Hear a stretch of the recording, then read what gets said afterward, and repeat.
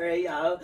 Oh my goodness, I'm so excited for this. Welcome to Conversation with Miss Yetta. I have this amazing woman, Delise Collins. She is fantastic, y'all. Oh my gosh, y'all gotta follow her. She'll tell you all about it.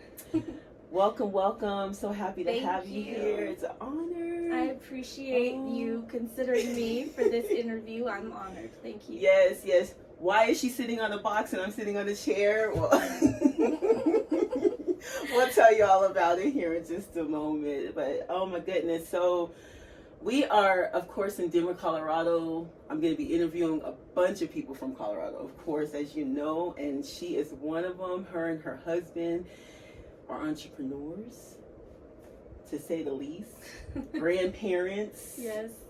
Married, 23 years 23? now. Mm-hmm. Do people do that anymore? Yeah. She'll tell us how. Tell us about yourself, Delise. Well, let's see, what have you not mentioned? So the first question when people find out that I'm a grandmother is, how is that possible? Right. Did you not actually give birth to the child that gave birth to the child? Like, yes, usually because of the repetitiveness of that question, I offer to show people the stretch marks on my stomach. Like, yes, I carried the baby that had the baby. She carried the baby. My son is 22 years old. My husband and I have been married for 23 years. We met at 14. We met in church. That doesn't mean we were good kids by any means, especially not my husband now. We know about those church children. We know about them. That's what made him so attractive, because he was at church, right. but he was not a good guy at the time. Right. We know about those church children. Yes. And the pastor's kids are the worst. Let's not talk about them right now. That's another episode. Whole other episode. So he asked me to marry him at 15.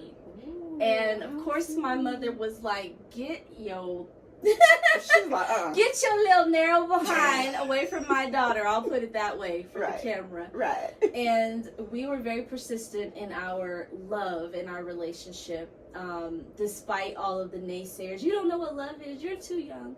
We both were raised by single mothers, and because of the things we witnessed growing up, from a perspective of a person that was like, I'm not gonna do that. I like this, but I don't like that. We saw an opportunity in each other to start to create the life that we envisioned for ourselves, the things that we didn't want for ourselves and the things that we did want. And we had those conversations, which I talk about in the first chapter of the book, the conversations that every couple should have before they move into the next phase, so that they're not wasting their time with the person that's not going to be compatible with them.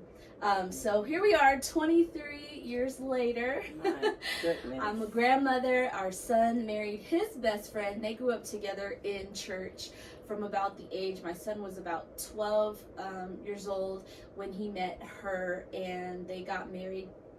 Oh, I'm going to mess it up, but they've been married 4 or 5 years now. Back in 2018, I want to say, is when they got married. Yes, because that's when my son turned 18, and he was married like a week later. He was just like his mama, like, I'm not wasting no time. And our first grandbaby's almost 4. He's 3.5, and the second one is a month old. Oh, a month old? Yes. Man. Yeah.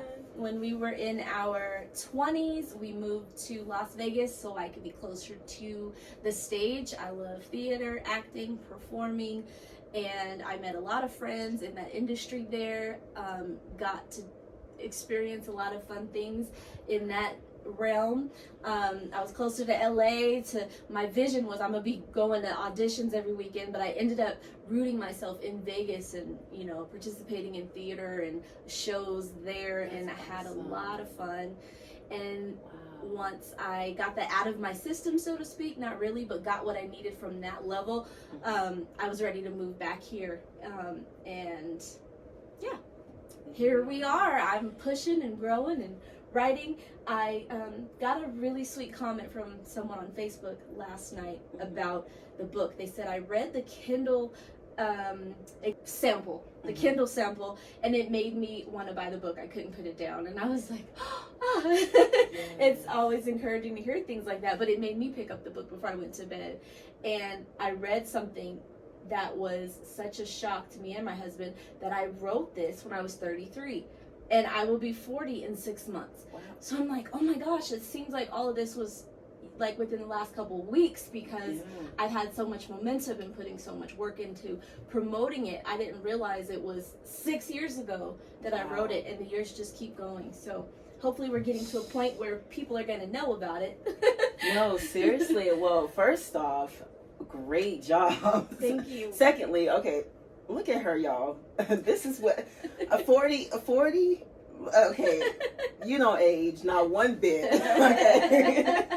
40-year-old grandmother, entrepreneur. I mean, done so many great things, excuse me. And, not to mention, the book itself, which I need to, pick up myself, which, I've been open. My previous situation, I had a failed marriage. And so when I step into a new marriage, hopefully, prayerfully, I want to learn, from this. And so the book is called Growing into a Mature Marriage, from a kindergarten, from kindergarten to college, to college, excuse me. And that's huge because when you think about marriage, sometimes a lot of us just say, oh, I want to be married. Well, why do you want to be married? You know what I mean? That's a good question. Why do you want to be married? And you got to really ask yourself, are you ready to do the work? Are you ready to do what comes with? It's not all that pretty dress and foo-foo and all that stuff and gifts. There is work. Work. Right. Work. Communication. Yes. Hard times. The attitudes,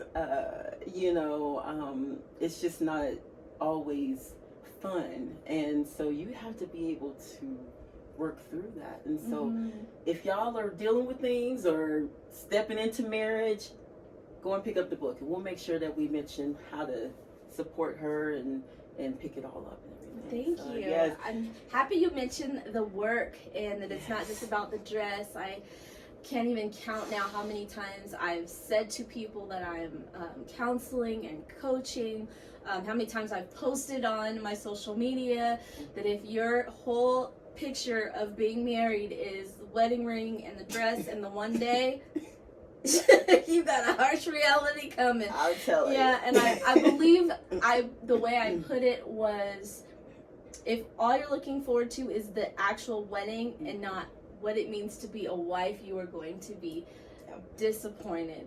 Very disappointed. Get your priorities in order. Because seriously. I've been to so many gorgeous weddings, and it's sad to say, but it's hard for me to count the ones where they're still married.